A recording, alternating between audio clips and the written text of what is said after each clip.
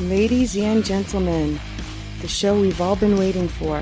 Paranormal Buzz Radio is proud to present REP Paranormal and Friends with your hosts, Kim Purvis and Allison Robinson.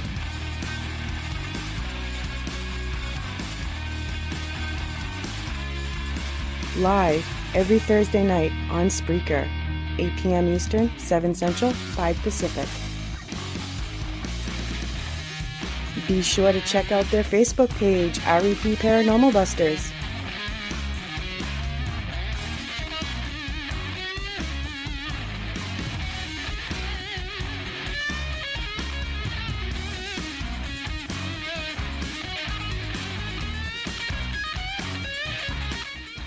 The views and opinions expressed in this podcast by the host or the guest do not necessarily reflect the views of Paranormal Buzz Radio or its sponsors. Use of any material produced by Paranormal Buzz Radio without express written consent is strictly prohibited. For information on everything Paranormal Buzz Radio has to offer, visit our website, paranormalbuzzradio.com. Like us on Facebook, follow us on Twitter and Instagram. Listener discretion is advised.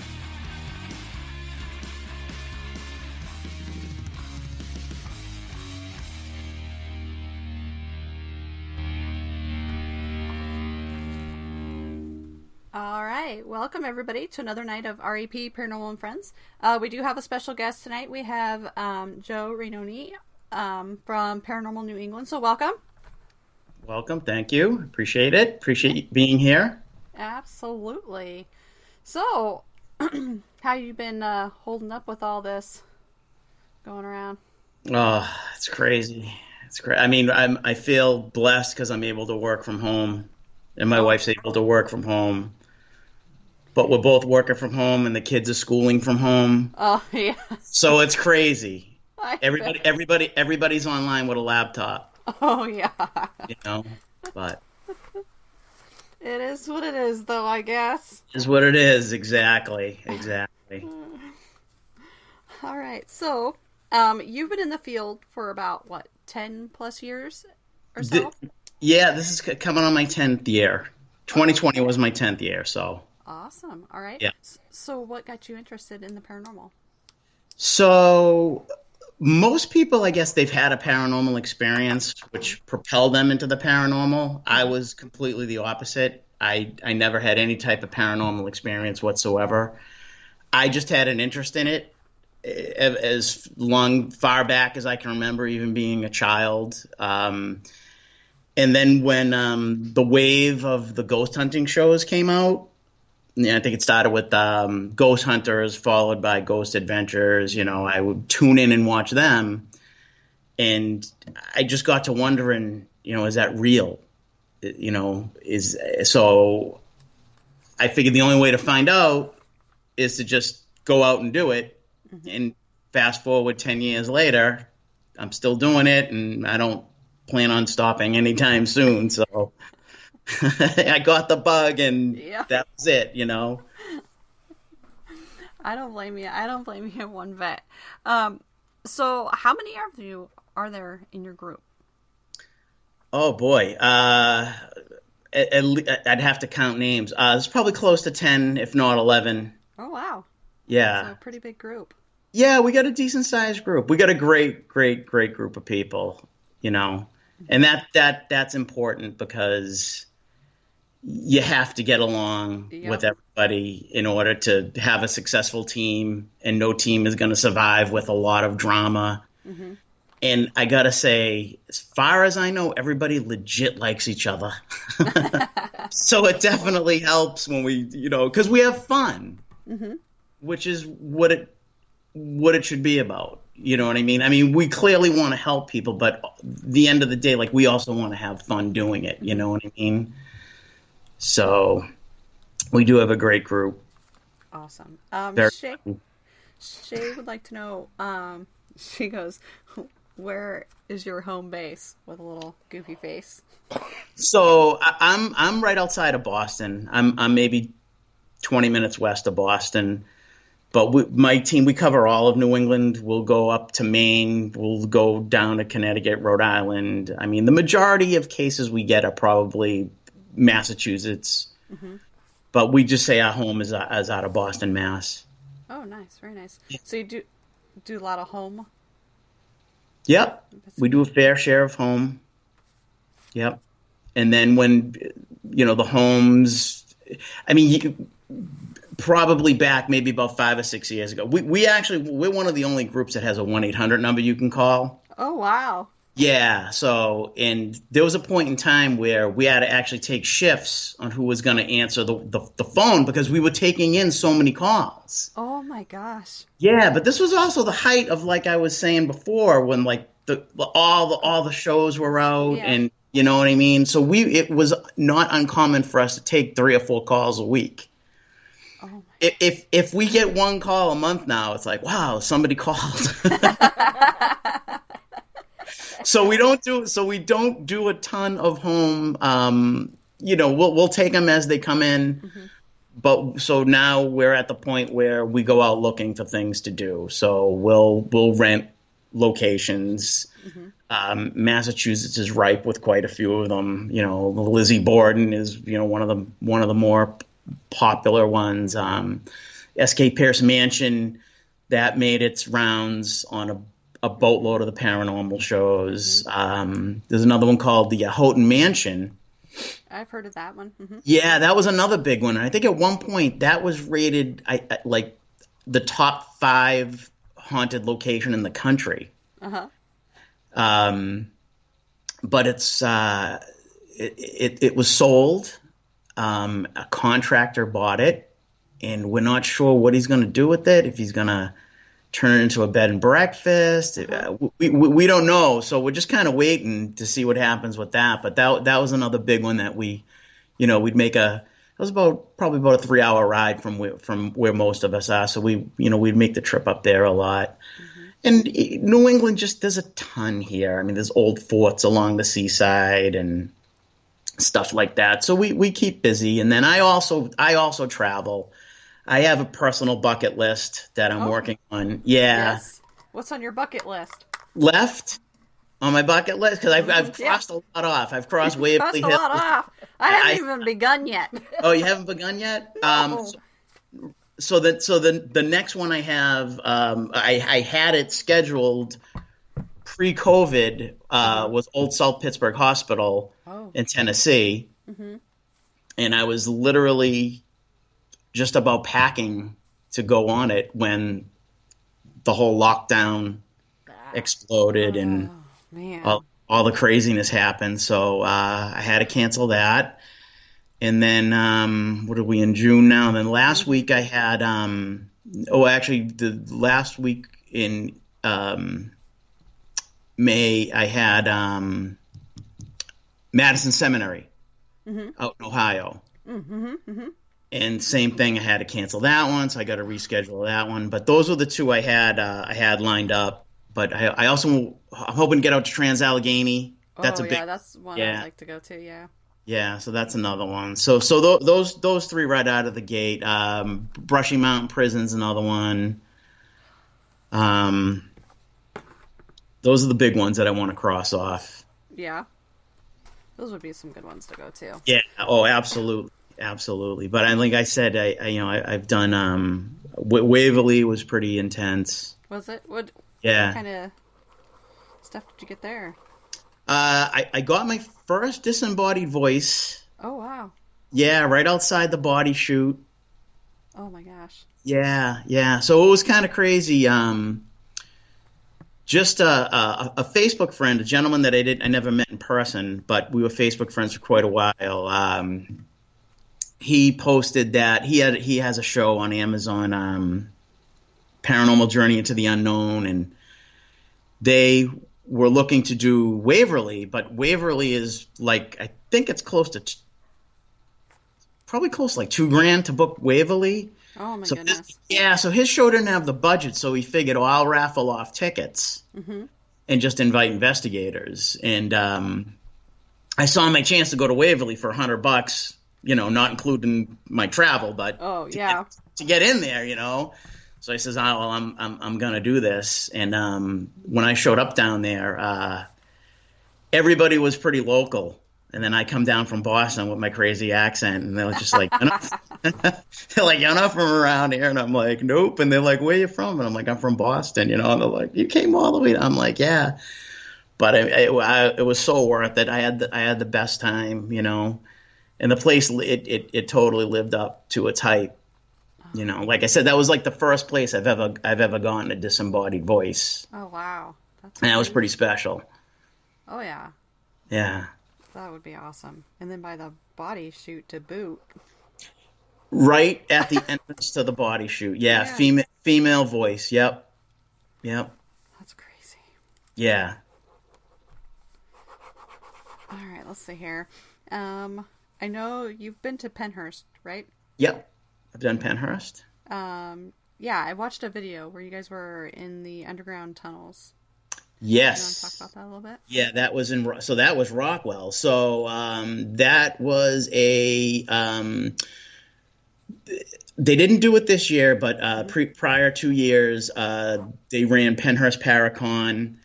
It was Gina Bengston and Bob Christopher, and I was actually hired to run the ghost hunts during the day. Mm-hmm. So we were taking anywhere from 10 to 15 people every half hour down into the tunnels during the day. Oh. Yeah, and then at night we had free run to do whatever we want. Oh, cool. Which was great, but so my job was to count the people as they went into the tunnel, and then my partner that day, a good friend of mine, John Huntington, he was actually running he was running the ghost hunts down in the tunnel. So some people would stay for a minute, freak out, and come running out. Some people, would stay till the full half hour was up. So it was my job to count everybody on a clicker as they came out of the tunnel. Uh-huh. And I must have miscounted, because John comes up and I'm like, "John, I think I miscounted. I'm missing a person." He's like, "Oh no." He's like, I'm going to go back down there and see if they're down there. So he walked down there. Now, I didn't personally hear it, but he got a disembodied voice. He was saying, "Hey, is anybody down here?" And he heard a female voice say back to him, "Hello." So we thought we had a lady or a girl down there. So he calls me. Yeah, and the tunnels are blocked off. Uh-huh. So he calls me. He's like, "Joe, there's a girl down here." She answered me. We searched the whole tunnel, never found anybody. So he got a disembodied voice. Oh, wow. So we were dying to get back down there once the Paracon wrapped up. Uh-huh. So we spent a good amount of time. I mean, I got a couple of EVPs out of Rockwell. That was probably the biggest tunnel that they had opened at that time. Mm-hmm. But that's one I want to get back to Penhurst for sure. That would be a cool place to go to. Yeah, I highly recommend Penhurst. Maybe eventually. Yeah. You gotta make a list, and you gotta check them off. That's how you gotta do it. I know. I need to so bad, but it's like it's easier said than done. because let's see. My daughter was supposed to go to Europe for school this summer, but it was canceled.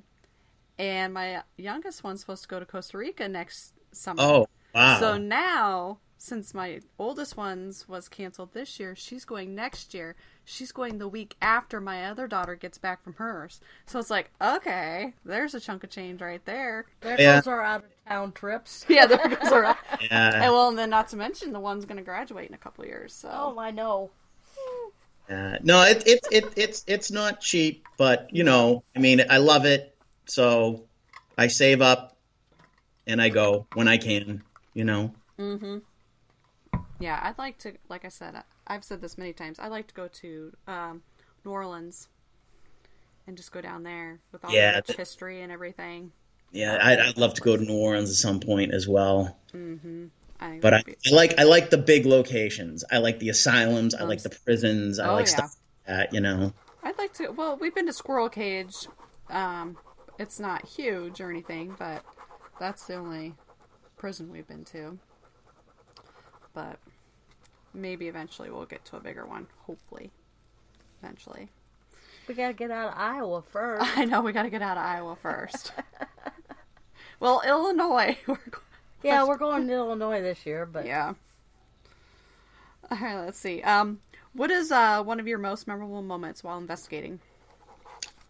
Well, that disembodied voice was pretty memorable. Probably the second most memorable was we were in Gettysburg, and we rented the Haunted Trails of Gettysburg, which is it was a piece of property. It was a retired Detroit police officer and wife bought the property. They were not into the paranormal whatsoever. Just they honeymooned in Pennsylvania, and they knew when the time come they were going to go to Pennsylvania. They bought this. I may have the facts wrong. Probably 18th century, 17th century house that served as a field hospital for the Civil War. Oh, mm-hmm. They have documented 7 soldiers buried on the property. Oh, wow. Yeah, and they had all these cool artifacts just laid out in the kitchen that they actually got from metal detecting their own property. And the whole thing is you go there and they let you investigate the property. And we went in November, so it wasn't completely freezing, but there was definitely a nip in the air, and they had a lot of property, and we investigated a good chunk of it. And then the owners came out and they're just like, hey, we know it's getting cold. Like, we'd like to invite you in the house if you want to come investigate the house. We were like, yeah, sure, So they were really cool. And they said, oh, well, downstairs is really haunted. So we all went downstairs. And when we were doing the property, we were actually throwing glow sticks. Oh, uh-huh. So we could, kind of find our way back, and we didn't want to get lost and whatnot. So I asked my friend Glenn, hey, you got any more of those glow sticks? And he's like, yeah, I still got one. I said, oh, hand it to me. So we were in the basement, and I cracked the glow stick, and I put it on the homeowner's just wooden workbench down there. And we were doing a spirit box session. We had the spirit box on the workstation, and I just said, if there's any spirits down here, can you knock that glow stick off the workbench? I mean, I've said that 1,000 times. Maybe not a glow stick, but yeah, I've always tried to elicit some type of communication or to get them to perform something for me. And I say it, I never expect anything to happen, Mm-hmm. And I don't know, maybe a good 15, 20 minutes went by, and we're still doing the spirit box session, and a couple of little things are coming through. Everybody's starting to get a little tired, and my friend Ashlyn was standing semi near the table, and she had the thermal gun on it, and just to shed a little levity, I was like, hey, if there's any spirits in, feel free to use Ashlyn's energy to knock that glow stick off the bench. Uh-huh. And within the next 2 minutes, that thing just went right off the table. Oh, wow. Never seen anything like it in my life. Never seen anything manipulated like that ever. Uh-huh. And would love to say we got it on camera. Yeah. Of course not, right? Nope. Don't have it on camera. But it did happen legit. So Oh, that's pretty cool. yeah. that's what usually happens to us. We always forget the camera. Yep. Well, we had it running for so long that the battery died, and the girl was filming. She's just like, well, the battery's dead, so she put it back in her bag. And the sad thing is half the team was looking at the looking at the bench with the spirit box and the glow stick, and the other half team was looking at whatever they were looking. So only half of us saw it. I screamed. I'm just like, holy crap, the glow stick just went off the bench, and that caused everybody to kind of like look and double take, and then they saw the thing like a good 2.5 feet from the workbench, and it didn't roll off. Uh-huh. It literally was like a missile. It just went, So that was pretty remote. I was waiting 8 years for something like that to happen, and just it finally happened. So that was awesome. That was a memorable one. That would be memorable for sure. Yeah. It's it's kind of like catching lightning in a bottle, and when teams go out, and I know teams that go out, and every place they go, they get something. You know what I mean? And I'm not afraid to say I've gone to places I've gotten nothing. Same. Yep, exactly. I mean, it is what it is. Yep. And at the end of the day, if you say you're seeing something that you didn't see, I mean, who are you fooling? Right. you're fooling yourself. You know. So that's kind of what, you know, we kind of pride ourselves on. You know, the fact that, hey, if it didn't happen, it didn't happen, but if it did, it did, and that's what gives us credibility within the New England region. You know. Yep. Absolutely. Now, do you have a favorite location? So I am very fortunate. Do you know the Conjuring House? Yeah. So I am very fortunate. My friends actually purchased that house. Oh, wow. Last June. Uh-huh.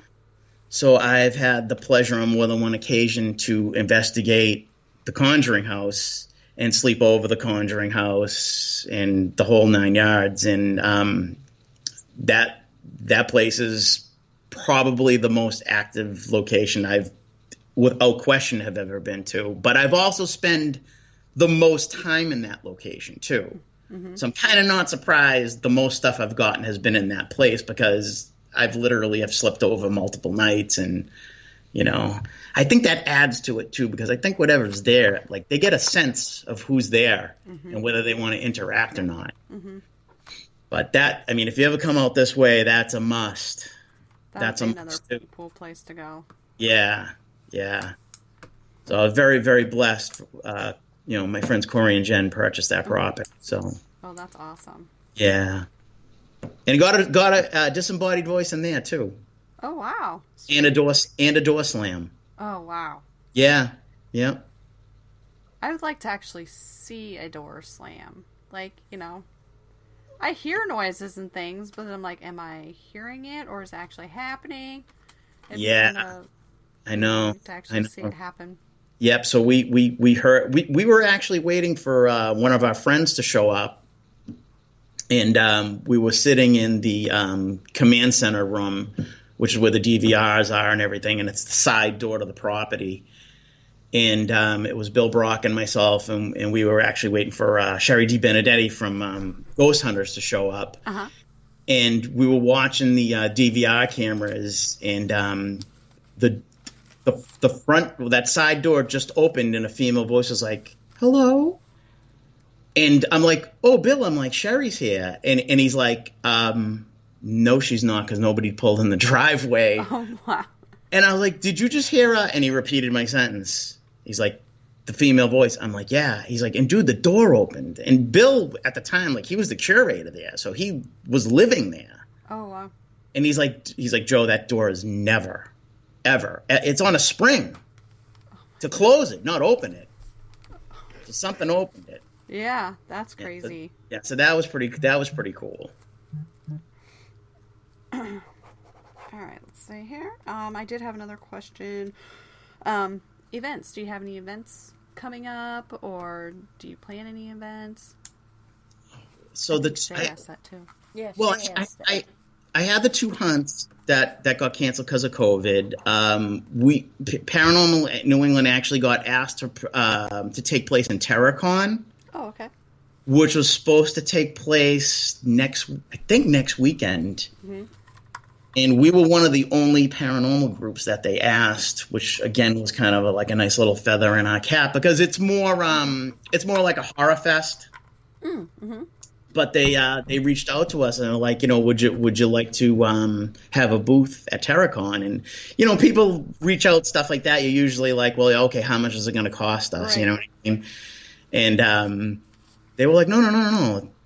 You're our guest. We want you there. So they wow. They built promo bumpers and everything for us. And then that's awesome. The COVID hit, and that was it. We're not a big event type of team. You know what I mean? But that was one that we got asked to do it. We were looking forward to do it, and we hope that we get asked back next year when they can actually have it. That'd be cool. Yeah, so we're not big into events as far as that stuff goes, you know. Gotcha. All right. Well, I think Kim's got a novel written here of all the questions in chat. So. Oh, okay, yeah, sure. That's. So I'm gonna get through some of theirs here. Yeah, she's handing me a notebook here. It's pretty lengthy. All right. The first question here is, what do you fear the most of the paranormal? What do I fear the most? I'm going to be not getting evidence, because I feel like it's a waste if I had made the time and effort to hop on a plane, pay my way into a place, and not get any evidence. And I know that's a lame excuse, but honestly, that's what I really fear. I don't fear anything paranormal wise. I just don't. I'm afraid of snakes. I'm afraid of heights. I'm not afraid of anything paranormal as far as the ghost realm goes. Mm-hmm. So it's not the answer people wanted to hear, but one of them did. What? Go ahead. I'm just... Oh, I thought she was talking to me. I think she's talking to herself. All right, let's see here. If you come across a full body apparition, who would you want it to be, and what would you say? Hi, my name's Joe. What's your name? And when I start my EVP sessions, I always introduce myself first. I'm like, "Hi, my name's Joe. If there's anybody here that would like to talk, please communicate with us." You know. So honestly, if I did see one, I would introduce myself. I don't know who particularly I would want to see, but I know whatever I saw, I would want it to be as detailed as possible so I could describe it to somebody after the fact. So I'm open. So any spirits are hearing me, you know, I've been waiting 10 years for you to show yourselves to me. It's going to happen in the middle of the night. You're going to be sleeping. I'm open. So we'll see. That's one thing that hasn't happened yet. All right, let's see here. Next one is, how do you feel about the flashlight game? It's kind of been debunked, you know? Mm-hmm. So I'm not a big proponent of it myself. I don't use it either. Yeah, I mean, I guess I don't really know for sure if it works, but I know it can give false positives, and it has been debunked. I've seen videos. So that's kind of like my feeling on it. It's just not a technique I personally would, you know, use. I'm more into video and audio, mm-hmm. more so than anything. And lately I've been getting involved in a lot of ITC stuff. Oh. And I really wasn't that big in it probably about 5 years ago. Mm-hmm. I kind of poo-pooed it actually. And I've just seen some amazing and heard some amazing things with it that I'm definitely changing my view on it, because I'm getting stuff that's clearly not radio. Mm-hmm. You know, I mean, when you're getting sworn at and stuff like that, you know, yeah. So it's probably not, you know, good chance not radio. Yeah, exactly. Yeah, I actually real funny. I did a live ITC session from Hawthorne Hotel in Salem, mm-hmm. which is a very haunted hotel in New England. And we were getting some crazy stuff through the spirit box, and we were live on Facebook, and that opened up an investigation for us. This lady out in Auburndale, Mass. She has an 18th century, 17th or 18th. I get them confused. 17th or 18th century. Her house was an old tavern, and she was like, I've had probably about 6 or 7 teams come out. She's like, but none of them have ever used that device you have. She's like, I'd love it if you guys would come out. Like, yeah, we'll be out there, you know, like, let's set this up. So we went out there, and I use a very special radio. I use a Shack Hack with a portal device. Mm-hmm. And I like asking questions because, I mean, well, naturally you ask questions, but I like asking a question that would almost give the spirit like the chance to have like a loaded answer. Mm-hmm. Like I'd ask them, what do you think about me? And I would get all kinds of, you know, like I don't want to, I want to keep it G-rated, you know what I mean? But this particular night, I just said, you know, so what do you think of the homeowners? And as clear as day, you just hear, F them. And the homeowner's jaw literally hit the ground. And I was like mortified. I was like, you got to understand. I'm like, you know, don't be afraid. And she's just like, I've never had anything like that come through here. She's like, I thought everything here liked me. I go, it's probably me. They don't like to be honest with you, you know? Shay earlier was trying to get you to say the F-bomb because she's like, I want to compare it to the way I say it. She put that in chat earlier. It's heavy Boston thick, so... Kind of going with that because you were talking. She wanted to know if you've ever been to the USS Salem. Yes, I have actually. Yeah, I had some very cool things happen at the USS Salem. As a matter of fact, that was an event I did for a friend of mine, Brandy Wells, who runs the 555 Paranormal out of Keene, New Hampshire. And she does an interesting thing. So she would she'd sell tickets to an event, and then she'd pair people up with investigators into groups. And then the groups would rotate to the different areas of the ship. And that goes on for, probably 3 or 4 hours. And then at the end, she lets everybody have free roam. Mm-hmm. So didn't get much. My group personally didn't get much during that event, but during the free roam, I asked some of the staff on board, what are some of the hot spots? And they were like, oh, the combat room is a hot spot. You want to go to the combat room. And we usually don't let a lot of people down to the combat room, but the guy kind of took a little bit of a liking to me, and he's just like, I'll get you down there. I'll get you down there. So I was like, all right, I'm going to hold you to it. And he came to me, and he's like, Joe, I got to leave. I'm not going to stay here, but I'm going to tell one of the young volunteers, probably about a 18-year-old volunteer. He's like, I'm going to make sure that he takes you down there. And I'm like, oh, that's great. Thank you. So a few of us went down there, and the 18-year-old boy let us down there. And we were in the combat room. I was doing an EVP session, and right behind the console of the combat room, there was like all the old equipment that they used, the sonar and everything. And there was like a hotline phone down there where I guess that's where they would actually call to like actually fire the missile if the ship's in combat. So I'm trying to do an EVP session, and I just hear boom, boom, but like these heavy, clunky footsteps. And I thought it was my friend Frank, and I'm like, Frank, stop walking around back there. And he puts his hand on my shoulder, and he's like, I'm behind you. Oh. And that young man flew out of that combat, and it was spiral staircase to go up out of there. Oh, my goodness. He was gone like a shot. And we didn't see jumped over this. we didn't see him the rest of the night.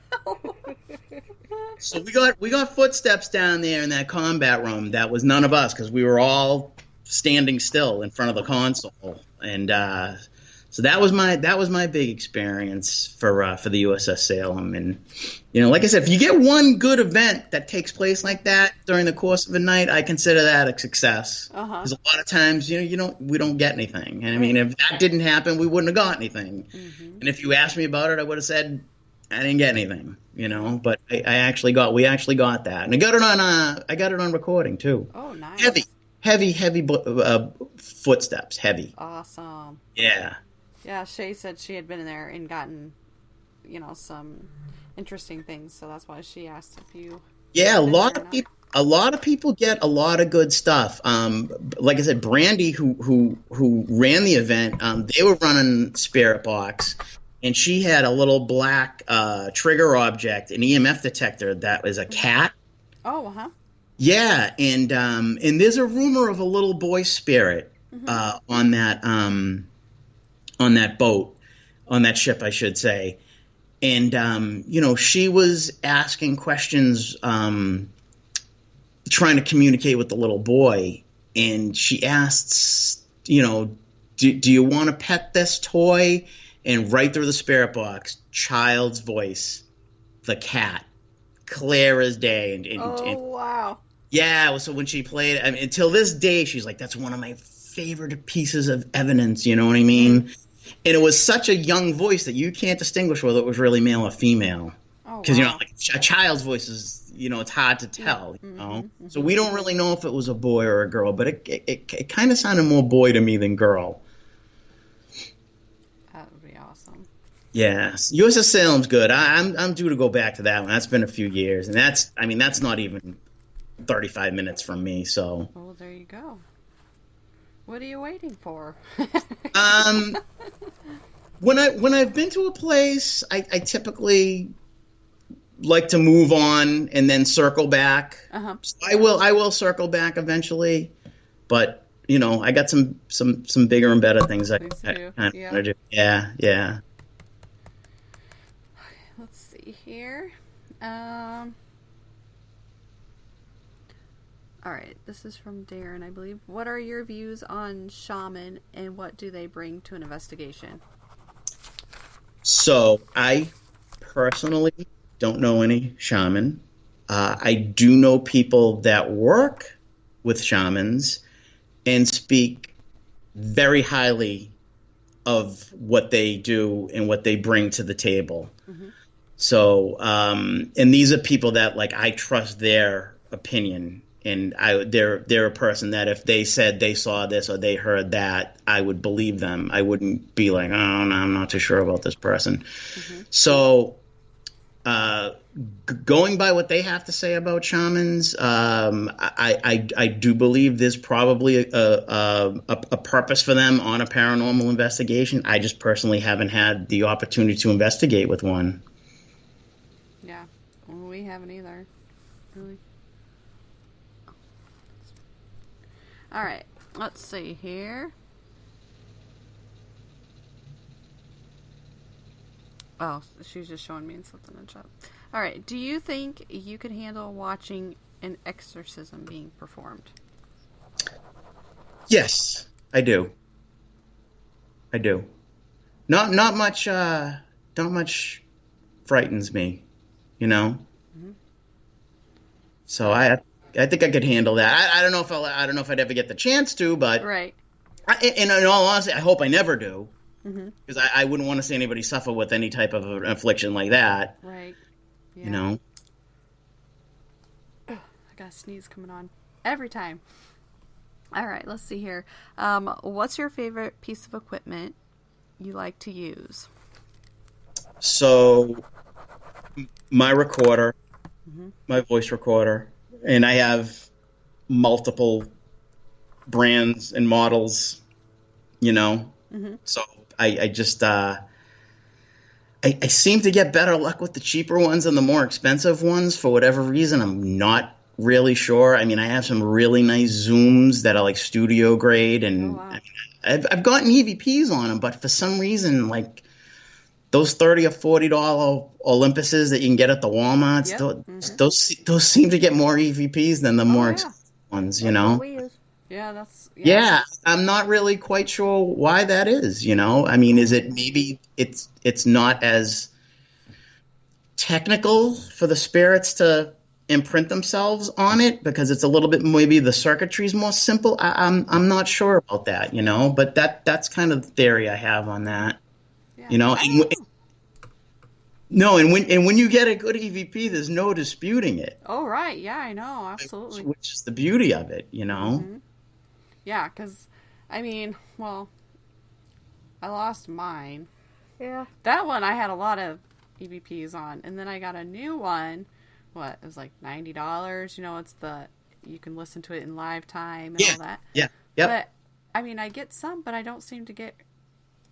Not quite like as much. on our cheap Sonys and Olympus. No, yeah, because we even started out with those little Sonys, and those you had to, once we got the other ones, we had to record from one to the other, and then put the other one on the computer that way, because they didn't have a cord or anything for it. Right. They didn't have a SD card that you could pop in, or you didn't have, or the cord or whatever. I remember those days too. Yeah. And it loses a little bit when you're recording it, playing it, and then holding the other record. I mean, whatever clarity was there can degrade a little bit. What did we do? Oh, we had a cord, so we connected one cord from one recorder to the other one. That's how we did it. Yeah, went from... Yep. Yeah. Yeah. But that's But there, like, but there is something about those Sonys and Olympuses, boy. They get them, they you do. know. Yeah, Yeah. they do. Absolutely.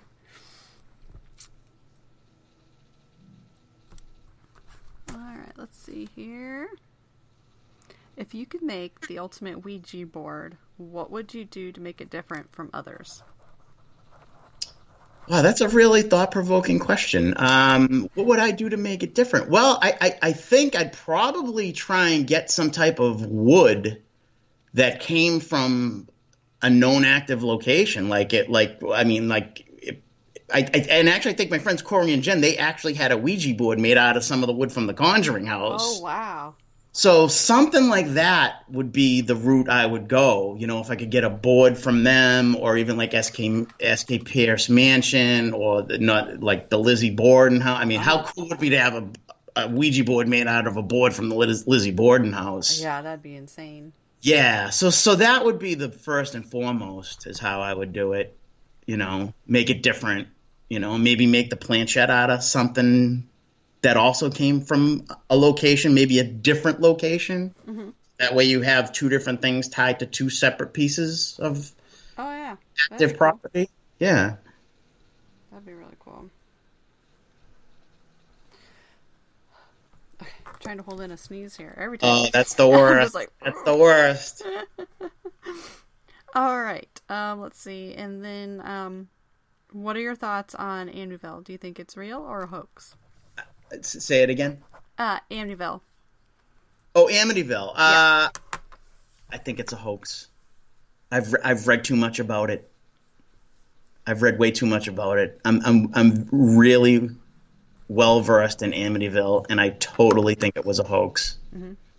You know, as far as what the movie portrayed. Right. You know what I mean? I mean, there is a pretty, which to me looks like a legit picture of the little boy looking around the corner, that if you search around enough, and they think that maybe it was the younger boy of the Lutz family, and it sure does look like him. Mm-hmm. So that to me looked like that could have been kind of legit. But as far as like all that stuff with the walls bleeding and the doors flying off the thing, and that I don't buy any of that. You know. Yeah. It's movie stuff, you know what I mean? And like the stuff we get in the embellish, yeah. Yeah, exactly. And like the stuff we get in the Conjuring house is nothing like what the movie portrayed itself. You know what I mean? Nothing at all. So, you know, people gotta, you know, they want to be entertained. They want to see a movie. You know what I mean? But that's once you get out and start doing this for real, it's not like that. You know. Yep. How many hours will you sit there and nothing happened? Oh yeah. You know what I mean? It's just like we've been there, done that a few times. Where there's absolutely nothing. Absolutely nothing. Yep. There's times where it's like, you know, you're setting up stuff and it's like really active while you're setting up, and then you go out and then it kind of fizzles out like there's nothing the rest of the night. Yeah. Yeah. So it's almost like they get stage fright. Uh-huh. Yeah, you know? Exactly. Yep. Yeah. Yep. Exactly. Okay, let's see here. Another question from chat. What are your views on psychic mediums? So my views on psychic mediums are, I need to know the person on a personal level in order to justify their credibility in my own mind. Anybody can claim they're psychic. How do you know? Right? I could say I'm psychic. How would you know? The only way you would know is if I did some type of a reading, or I prove to you that I have the ability. Mm-hmm. So I need to know the person, and I have to see them prove themselves to me. And if they do that, I totally believe that there are people with abilities. Conversely, I totally believe that there are people with no abilities playing it off that they have abilities. Mm-hmm. You know? So that's my thought on that.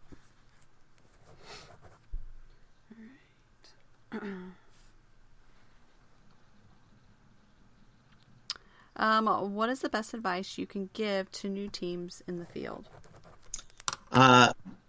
Be honest and be truthful.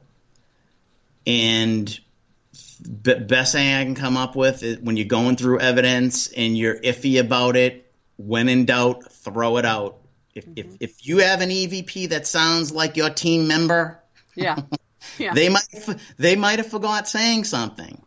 And people whisper all the time. But if you know it sounds like your team member Jill, when in doubt, throw it out. Yep. You know, Exactly. The other thing I would say is don't invest heavily in equipment until you make sure this is right for you. Because like we just talked about, it's not like what happens on TV. There's a lot of nothing that goes on in these investigations.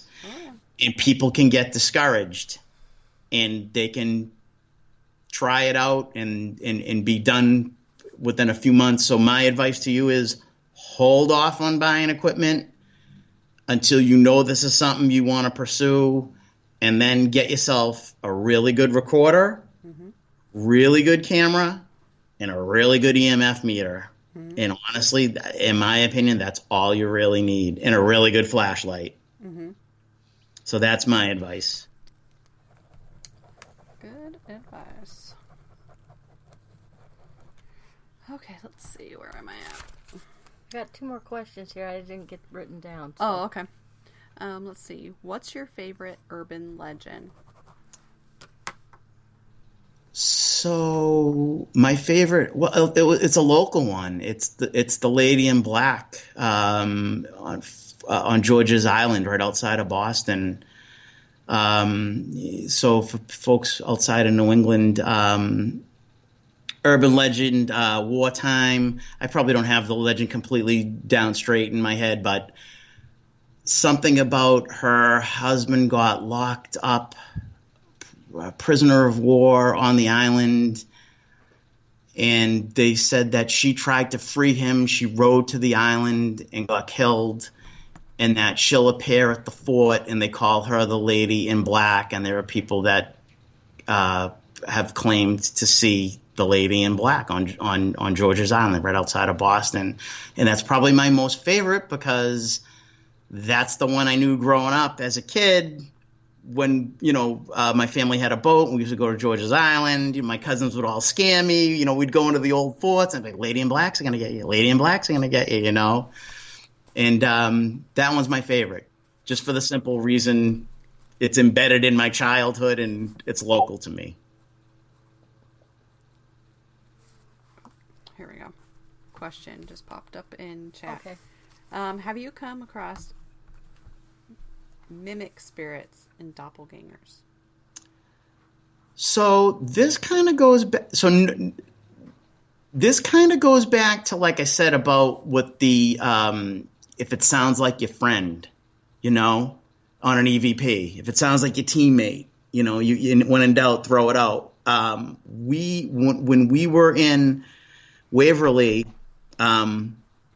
we got an EVP on a voice recorder that sounded exactly like the gentleman I was investigating next to. And we know it wasn't him because I was filming. We had more than one recorder going, and that EVP only showed up on one of the recorders, which is what an EVP typically will do. You could have 5 recorders out. Yeah. That EVP is only going to show up on one of them. Yeah, I can't. Yeah. And it sounded there was no mistake. Just like there's no mistaking my accent, there's no mistaking Joel's accent, and this EVP sounded just like him, to the fact that we're like, no, that's Joel. That's clearly Joel. When we played everybody else's recordings, that voice isn't there on the others. Oh, wow. So that was my one thing that I could say is some type of a doppelganger experience going on. But nothing ever visual. That would be that'd be a little freaky, actually, to kind of have a doppelganger. Could you imagine me as a doppelganger on an investigation? Oh, no. You're bad enough for just one. Yeah, I get the same treatment, trust me. You're not alone. Can you imagine two of me scaring you guys? Oh yeah, she's like a little ninja. Like she'll go and she'll just kind of veer off by herself. Who knows where she goes? And we'll be like, "Where'd Kim go?" You know, a lot of times I'll be like, "Oh, she's gonna pop out of somewhere," so I'll just walk by, and then she'll get the others, and they'll just be like, "Ah!" And I'm like, I knew she was gonna be in there because she just hides. She's so little. She's like under 5 foot, you know. And Yeah, I'd hate to have that done to me, but I have to admit I've done that to a few people. Just gotta get Somebody's gonna get me back one of these days. You gotta be able to give as well as get. So if it happens, it happens. That's right. That's right. Absolutely. Okay, so these are a couple of the running questions that one of our listeners, Darren, does for each show. And the first one is, what's the one object in the world you would not want to be haunted? I would not want to be haunted? Mm-hmm. Probably my car. That's what I said. Yeah, probably my car. My house I wouldn't mind. My family might mind, but I wouldn't mind. That would save me a lot of traveling. In money. But yeah, I definitely wouldn't want the car haunted because you're going pretty quick there and you don't want anything to happen to your brakes or your steering or so probably my car. Yeah, that's me too. Like that's what I said when I was asked that on a show because I'm like, I've been in way too many accidents. I don't need help with my car being haunted. Yeah. Plus you don't want to get jump scared while you're driving, that's for sure. You know, that can't be good. No way. Darren says the car is gets more votes. Oh, there we go. Okay, so I guess it's people thinking logically, rationally about it. Yep. Let's see. Okay, now on the opposite end, what object would you want to be haunted? My family would probably kill me, but I wouldn't mind if my house was haunted. I really wouldn't, Mine would kill me. They always. I mean, I gotta be honest. Like, I've never encountered anything. I mean, I've been sworn at, but I've been sworn at by live people. You know what I mean? Yeah, exactly. Yep. But I've never encountered anything bad or demonic or evil. Mm-hmm. And I've been to some pretty sketchy places. So I don't know. I don't have an explanation for it. I really don't. I don't know if I'm just lucky and my time's going to come. I don't know. So that said, if my home's haunted, then so be it. I'll deal with it. Yep. Yeah, I mean, it wouldn't bother me, but I know the girls are always like, "Wow, I'm pretty sure you brought something home with you." Yeah. Investigations. I get that from my wife. I do. Whatever you do, don't bring anything home. Don't bring anything home. Yep. I'll try. Okay, let's see here. I think there was maybe. I thought I had another one. I do. This one just popped up. Oh, man, he is on a roll. Darren wants to know, what are your views on Annabelle? I met Annabelle. I have a picture with Annabelle. My view on Annabelle. I'm not afraid of Annabelle. And if they wanted to give me Annabelle, which I know that would never happen in a million years, I would take her without question. Without question. Now, whether she's haunted or not, whether she's cursed or not, I don't know. I know she has a sordid past. And there are a lot of things that have happened when people have spoke badly of her. But I wouldn't have a problem with it. I guess I'm not too afraid. I would treat her with respect. I mean, I wouldn't disrespect her. Mm-hmm. But I guess I wouldn't fear her either. Great. Allison wouldn't either as long as she don't move. Yeah. So I had so the Warren Occult Museum is in Connecticut, which is only like a 4-hour ride for me. So I had the pleasure of meeting Lorraine Warren while she was still alive. I had the pleasure of meeting Tony Spera, her son-in-law, who now runs the museum. Like I said, we went in there, and I got my picture taken along the case with Annabelle. But the museum was really cool, but they also had a lot of stuff that like you could just buy at the Party Favor store. Like they had like rubber bats, like staple gun to the ceiling, and I'm not the tallest guy in the world, and so this thing was hanging pretty low, and I like banged my head off it because they say don't touch anything when you're down there, because you could be cursed by it or whatnot. And I bumped my head off this rubber bat. And the priest who was there, who lives on site, like immediately ran over to me. He's like, "Do you need to be blessed? Do you need to be blessed? Do you need to be blessed?" And I'm like, "I'm good. I'm good." Oh my gosh! It's just a rubber bat on a string. I'm fine, Father. Thank you for offering. Which I just thought that was funny, but. Let's see here. We had another question here before we start to wrap things up. If you could build a device for your investigation, what would it be and why? Oh boy. I would build something that audio is my favorite of all, because I think you get the most evidence through audio much more than video. So if I was going to build anything, it would be an audio device. Yeah. And it would probably be a device that somehow can listen into frequencies that the human ear can't pick up, because maybe we're missing EVPs, because the human ear only has a certain frequency range that it can hear. So if I had the skill set to build something, I'd do it either below the human ear frequency or above the human frequency, or maybe both. Because I'm sure there's stuff we're missing that we're just not picking up on, which is why the recorders are and we're not. Yeah. Exactly. Excuse me. All right, let's see here. Before we start wrapping things up, I'm going to give shout outs to everybody who's in chat real quick. Kim's got it written down here. We had myself, we had Shay, we had Matt, we had Darren, and we had Christopher tonight.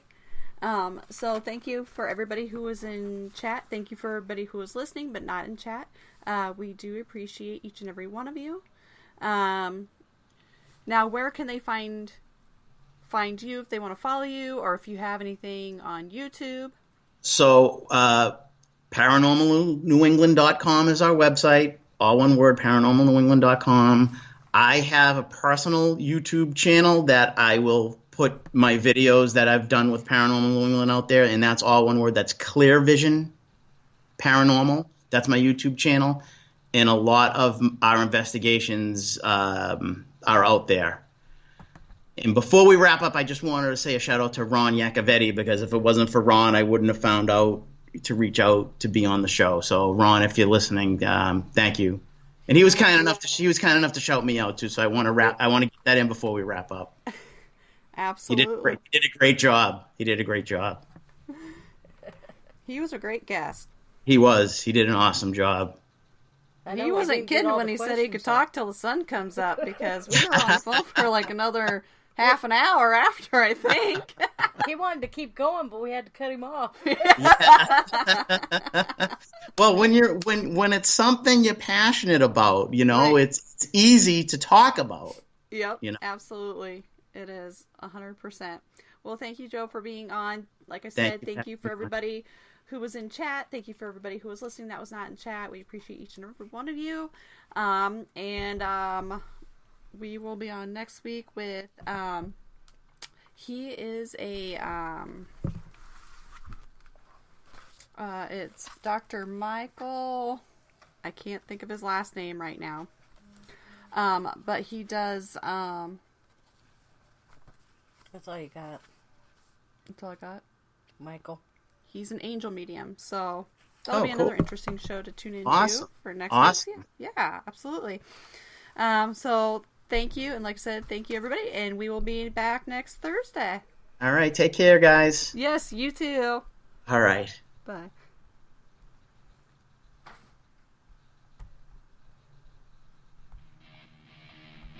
Thank you for listening to REP Paranormal and Friends. Be sure to check out Kim and Allison on Facebook at REP Paranormal Busters.